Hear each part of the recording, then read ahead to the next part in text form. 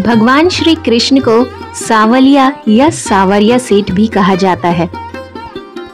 राजस्थान में सांवलिया सेठ का विश्व प्रसिद्ध मंदिर है, जहां प्रतिदिन हजारों लोग दर्शन करने आते हैं। आइए जानते हैं कि क्या है सांवलिया सेठ कहे जाने का इतिहास और इसकी पौराणिक कथा। किंवदंतियों के अनुसार मीराबाई सांवलिया सेठ की ही पूजा किया करती थी, जिन्हें वह गिरधर गोपाल भी कहती थी। मीराबाई संतों की जमात के साथ भ्रमण करती थी, जिनके साथ श्री कृष्ण की मूर्तियां रहती थीं। दयाराम नामक संत की जमात के पास भी ऐसी ही मूर्तियां रहती थीं। एक बार औरंगजेब की सेना मंदिर में तोड़फोड़ करते हुए मेवाड़ पहुंची और वहां पर उसकी मुगल सेना को उन मूर्तियों के बारे में पता लगा, तो वह उन्हें ढूंढने लगे। यह जानकर संत दयाराम ने इन मूर्तियों को बागुंड भातसोड़ा की छापर में एक वट वृक्ष के नीचे गड्ढा खोदकर छुपा दिया। फिर 1840 में मनफिया ग्राम निवासी भोलाराम गुर्जर नामक ग्वाले को सपना आया कि भातसोड़ा बांगुड गांव की सीमा के छापर में भगवान की 4 मूर्तियां भूमि में दबी हुई हैं। सपने के बाद भूमि की उस जगह पर खुदाई की गई तो सभी को आश्चर्य हुआ। वहां से एक जैसी 4 मूर्तियां निकली। देखते ही देखते ये खबर सब तरफ फैल गई और आसपास के लोग प्राकट्य स्थल पर एकत्रित होने लगे। फिर सर्वसम्मति से 4 में से सबसे बड़ी मूर्ति को भातसोड़ा ग्राम ले जाया गया। भातसोड़ा में प्रसिद्ध गृहस्थ संत पुराजी भगत रहते थे। उनके निर्देशन में उदयपुर मेवाड़ राज परिवार के भींडर ठिकाने की ओर से सांवलिया जी का मंदिर बनवाया गया। यह मंदिर सबसे पुराना मंदिर है, इसलिए यह सांवलिया सेठ प्राचीन मंदिर के नाम से जाना जाता है। मंझली मूर्ति को वहीं खुदाई की जगह स्थापित किया गया। इसे प्राकट्य स्थल मंदिर भी कहा जाता है। सबसे छोटी मूर्ति भोलाराम गुर्जर द्वारा मनफिया ग्राम ले जाई गई, जिसे उन्होंने अपने घर के परिंडे में स्थापित करके पूजा आरंभ कर दी। चौथी मूर्ति निकालते समय खंडित हो गई, जिसे वापस उसी जगह पथरा दिया गया। कहते हैं व्यापार जगत में सांवलिया सेठ की ख्याति इतनी है कि लोग अपने व्यापार को बढ़ाने के लिए उन्हें अपना बिजनेस पार्टनर बनाते हैं। सांवलिया सेठ के नाम का सबसे पहला जिक्र हमें सुदामा प्रसंग के समय मिलता है। सुदामा श्री कृष्ण से मिलने द्वारका जाते हैं और वहां उनके महल में 56 पकवान जब उनके सामने परोसे जाते हैं तो वह यह कहकर श्री कृष्ण से भोजन करने से इनकार कर देते हैं कि उनकी पत्नी वसुंधरा और उनके बच्चे भूखे होंगे। यह सुनकर उसी वक्त श्री कृष्ण दूसरा रूप धारण करके सुदामा के गांव जाते हैं और वहां जाकर वे सांवले शाह बन जाते हैं। सुदामा के घर के बाहर तभी ढोल की आवाज सुनकर सुदामा की पत्नी वसुंधरा अपने बच्चों के साथ बाहर जाती है तो देखती है कि एक बैलगाड़ी में खाने की ढेर सारी सामग्री है और एक व्यक्ति ढोल बजाकर मुनादी कर रहा है कि सुनो सुनो सुनो, ठाकुर सांवले शाह सेठ जी के यहाँ पोते ने जन्म लिया है। इस खुशी के अवसर पर एक महायज्ञ का अनुष्ठान किया गया है जो 10 दिनों तक होता रहेगा तथा इन्हीं ठाकुर सांवले शाह ने 10-10 कोस तक ब्राह्मण परिवारों को तीनों समय का भोजन और मिष्ठान देने की घोषणा की है। यह मुनादी चक्रधर भी सुन रहा होता है। यह सुनकर वसुंधरा प्रसन्न हो जाती है और श्री कृष्ण मुस्कुराते हैं। मुनादी वाला आगे कहता है कि जो किसी कारण से नहीं आ सकते हम उनके घरों में जाकर भोजन वितरण कर देंगे। यह सुनकर चक्रधर अपने हाथ की टोकरी को पालकी में रख देता है और कहता है कि हे ईश्वर, तू कितना दयालु है। तूने आखिर भूखे भक्तों के भोजन का प्रबंध कर ही दिया। ऐसा कहकर वह द्वार पर खड़ी वसुंधरा के बच्चों को देखता है और उनके पास जाकर हाथ जोड़कर कहता है, आओ बच्चों आओ, देखो बेटा भोजन बट रहा है, आओ ना। यह सुनकर सभी बच्चे वसुंधरा की ओर देखते हैं तो वह उन्हें इशारों से घर से ही बर्तन लाने को कहती है। एक बच्चा एक भगोना ले जाता है, फिर चक्रधर उन्हें बैलगाड़ी के पास ले जाता है तो वसुंधरा द्वार पर ही खड़ी यह दृश्य देखती रहती है। चक्रधर उनको बैलगाड़ी पर खड़े एक व्यक्ति से भोजन दिलवाता है। भोजन वितरण करने वाला पूछता है, ब्राह्मण पुत्र हो ना? यह सुनकर एक बालक कहता है, हाँ। तब वह कहता है कि इतनी थोड़ी सी खीर से क्या होगा, कोई बड़े भांडे बर्तन ले आते, घर में कोई बड़ा नहीं है। तब वह कहता है कि मेरी माँ है। और पिताजी? तब चक्रधर कहता है कि वृंदापुरी के सारे ब्राह्मण आज गांव में मौजूद हैं, लेकिन इनके पिता को छोड़कर। कर्मों का मारा सुदामा रोज घर घर जाकर भिक्षा मांगता था और आज जब भोजन उसके द्वार आया है तो वही नहीं है। तब वह व्यक्ति पूछता है, क्यों, कहाँ गया है? तब चक्रधर कहता है कि द्वारकाधीश श्री कृष्ण से मिलने द्वारका नगरी गया है। यह सुनकर वह भोजन वितरण करने वाला कहता है कि तो फिर हम ही भोजन दे आते हैं भीतर। फिर वह दूसरे सेवकों से कहता है, चलो भाई 2 टोकरी तैयार करो। फिर द्वार पर खड़ी वसुंधरा के समक्ष भोजन वितरण करने वाला 2 टोकरी भोजन लेकर आता है और प्रणाम करके कहता है कि ये लीजिए भोजन। तीनों समय का भोजन घर पर ही दे जाएंगे। 10 दिनों तक घर में चूल्हा जलाने की कोई आवश्यकता नहीं, ले लीजिए। यह सुनकर चक्रधर कहता है, संकोच मत कीजिए भाभी, ईश्वर की दया समझकर बटोर लीजिए। आप ही ने तो कहा था कि जब त्रिलोकीनाथ कृपा करें तो कौन मूर्ख इनकार करेगा। यह सुनकर वसुंधरा प्रसन्न हो जाती है। फिर चक्रधर कहता है, ये त्रिलोकीनाथ की ही कृपा है, ले लीजिए। फिर चक्रधर भोजन का पात्र खुद ही सेवक से लेकर उन्हें दे देता है। भोजन लेकर वसुंधरा कहती है, सत्य है श्री कृष्ण भक्त वत्सल हैं। चक्रधर कहता है, जय श्री कृष्ण। फिर सभी कहते हैं, जय श्री कृष्ण। उधर भूखा सुदामा एक वृक्ष के नीचे बैठा कृष्ण का नाम जपता रहता है। श्री कृष्ण उसे और भोजन को देखते हैं और फिर अपनी माया से एक ब्राह्मण ग्रामीण को प्रकट करते हैं। वह ब्राह्मण सुदामा के पास आकर कहता है, प्रणाम। सुदामा की तंद्रा भंग होती है, तब वह भी प्रणाम करता है। फिर वह ब्राह्मण कहता है, वेशभूषा से तो ब्राह्मण लगते हो।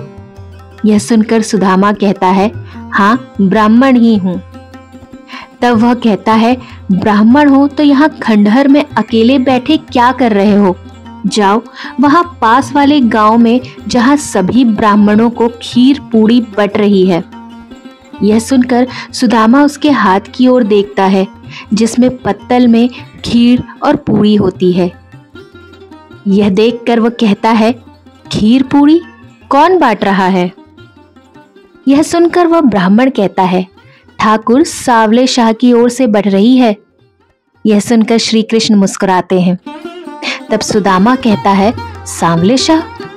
इस पर ब्राह्मण कहता है, हाँ सांवले शाह के यहाँ पोता हुआ है और इस खुशी में 10 दिन तक महायज्ञ की घोषणा की है और साथ यह भी घोषणा की है कि जब तक यज्ञ चलेगा तब तक अर्थात पूरे 10 दिनों तक 10-10 कोस के अंतर्गत सभी ब्राह्मण परिवारों को प्रतिदिन 3 समय तक खीर पूरी का भोजन मिलता रहेगा। यह सुनकर सुदामा प्रसन्न हो जाता है। फिर वह ब्राह्मण से कहता है, वाह क्या महादानी है सांवले शाह। आज 2 दिन से 10 कोस तक किसी ब्राह्मण के यहाँ चूल्हा नहीं जला होगा। रथों में भर भर कर खीर पूरी हर ब्राह्मण परिवार के यहाँ पहुंचाई जा रही है। यह सुनकर सुदामा पूछता है, 10-10 कोस तक हर गांव में? तब वह ब्राह्मण कहता है, हाँ, हर गांव में। ब्राह्मणवाड़ी, समतानगर, मैनपुरी, जनकपुरी, सभी गांव में। यह सुनकर सुदामा पूछता है कि वृंदापुरी में भी खीर पूरी बट रही है? इस पर वह ब्राह्मण कहता है, हाँ, वृंदापुरी में भी। अरे भाई, मैं कल स्वयं उपस्थित था वहां वृंदापुरी में। यह सुनकर सुदामा प्रसन्न हो जाता है। फिर आगे वह ब्राह्मण कहता है कि मेरे सामने हर ब्राह्मण परिवार को बुला बुलाकर खीर पूरी दी गई। वहां का हर एक ब्राह्मण झोली भर भर के ले गया, परंतु केवल एक ब्राह्मण उपस्थित नहीं था गांव में। यह सुनकर सुदामा पूछता है, कौन नहीं था? तब वह कहता है कि लोग कह रहे थे कि सुदामा नाम का ब्राह्मण उपस्थित नहीं था गांव में। यह सुनकर सुदामा कहता है, सुदामा? तब वह ब्राह्मण कहता है, हाँ, सुदामा। क्या आप जानते हैं उन्हें? तब सुदामा कहता है, मैं ही तो हूँ वो अभागा ब्राह्मण। तब वह ब्राह्मण कहता है कि सभी को खेद था कि ऐसे समय में सुदामा नहीं है। तब सुदामा कहते हैं कि अरे मेरी चिंता छोड़ो, ये बताओ कि मेरे बच्चों और पत्नी को भोजन मिला कि नहीं? यह सुनकर वह ब्राह्मण कहता है, क्या बात कर रहे हो सुदामा? आपके परिवार की आत्मा तृप्त हो गई होगी खीर पूरी खाकर। यह सुनकर सुदामा अति प्रसन्न हो जाता है। फिर वह ब्राह्मण कहता है, मेरे सामने सांवले शाह के सेवकों ने आपकी पत्नी और बच्चों को खीर के दोने भर भर के दिए। यह सुनकर सुदामा श्री कृष्ण जपने लगता है। तो आगे वह ब्राह्मण कहता है कि आपके 4 बच्चे हैं ना? तब सुदामा कहता है, हाँ हाँ। यह सुनकर वह ब्राह्मण कहता है, सभी की आत्मा तृप्त हो गई और 10 दिन तक ऐसे ही चलने वाला है। यह सुनकर सुदामा प्रसन्न होकर श्री कृष्ण नाम जपने लगता है और कहता है, हे कृष्ण, हे कन्हैया, हे मेरे पालनहार, तेरी लीला बड़ी न्यारी है। अरे भाई, तुमने ये बताकर मेरी सारी चिंता दूर कर दी। मैं तो इसी विचार से स्वयं भोजन नहीं कर रहा था कि मेरे बच्चे भूखे हैं, मैं कैसे खा लूं। तब वह ब्राह्मण कहता है, अब ये चिंता छोड़ो, वो परम आनंद में है। अब अपनी भी भूख मिटा लो। चलो, पास वाले गांव में मैं आपको ले चलता हूँ और खीर पूरी दिलवाता हूँ। यह सुनकर सुदामा कहता है, हाँ हाँ, चलो। सुदामा जाने लगता है। तभी ग्रामीण वेश में मुरली मनोहर बनकर श्री कृष्ण, जो उनके साथ ही यात्रा करते आए थे, वे कहते हैं, अरे अरे, ये क्या? यह सुनकर सुदामा रुक जाता है। फिर श्री कृष्ण कहते हैं, बड़े स्वार्थी हो जी, हमने आपके कारण अपनी पत्नी लक्ष्मी देवी के हाथ का बना भोजन तक नहीं खाया और आप किसी सांवले शाह की खीर पूरी खाने चल दिए और हमें पूछा तक नहीं। यह सुनकर सुदामा अपने मुंह पर हाथ रखकर कहता है, अरे हाँ। तब श्री कृष्ण कहते हैं, वाह, शपथ भगवान श्री कृष्ण की कि अपने जीवन में ऐसा स्वार्थी ब्राह्मण मैंने पहली बार देखा है। यह सुनकर सुदामा कहता है, क्षमा करना भैया, भूल हो गई, मुझसे बहुत बड़ी भूल हो गई। फिर सुदामा उस ब्राह्मण से कहता है, भैया, मेरे नाम का भोजन तो यहीं रखा है, आपका बहुत बहुत धन्यवाद। आप चलिए, मैं यहीं खा लूंगा। यह सुनकर वह ब्राह्मण कहता है, अच्छा, मैं चलता हूँ। फिर सुदामा श्री कृष्ण से कहता है, क्षमा करना भाई, मुझसे बहुत बड़ी भूल हो गई। यह सुनकर श्री कृष्ण कहते हैं, आप क्या समझे, मैं आपके बगैर ही भोजन कर लेता। चलिए, साथ भोजन करेंगे।